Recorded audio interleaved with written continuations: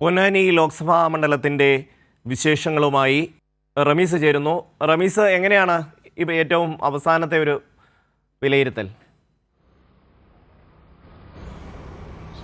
ഷമി, മുൻ തെരഞ്ഞെടുപ്പുകളെ അപേക്ഷിച്ച് നിരവധി പ്രധാന ഘടകങ്ങൾ ഇത്തവണത്തെ തെരഞ്ഞെടുപ്പിൽ പൊന്നാനി മണ്ഡലത്തിൻ്റെ തെരഞ്ഞെടുപ്പ് പ്രതീക്ഷകളെയും മറ്റും കാത്തു നിൽക്കുന്നുണ്ട് എന്നാണ് നമുക്ക് മനസ്സിലാക്കാൻ കഴിയുന്നത്. കാരണം നമുക്കറിയാം, UDFൻ്റെ പൊന്നാപുരം കോട്ടയാണ് പൊന്നാനി എന്ന് പറയുമ്പോഴും ഇത്തവണത്തെ തെരഞ്ഞെടുപ്പിൽ UDFൻ്റെ ഒരു പ്രതീക്ഷയ്ക്ക് കോട്ടം തട്ടിക്കുന്നതും LDFന് പ്രതീക്ഷ നൽകുന്നതുമായ നിരവധി ഘടകങ്ങൾ ഇത്തവണത്തെ തെരഞ്ഞെടുപ്പിലുണ്ട്. പ്രധാനമായി നമ്മൾ നോക്കിയാൽ സമസ്ത ലീഗ് പ്രശ്നം, ഇത് ഏറ്റവും കൂടുതൽ ചർച്ച ചെയ്യപ്പെട്ട ഒരു മണ്ഡലം കൂടിയാണ് പൊന്നാനി മണ്ഡലം.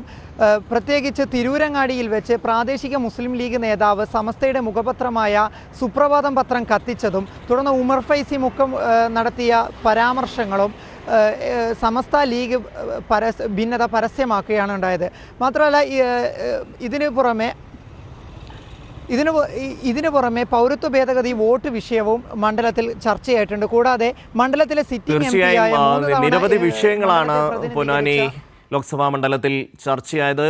ഇടതുപക്ഷത്തിൻ്റെ KS ഹംസയും അതുപോലെ തന്നെ UDFൻ്റെ ET മുഹമ്മദ് ബഷീറും തമ്മിലുള്ള ഒരു പോരാട്ടം അവിടെ നമുക്ക് കാണാൻ കഴിയും.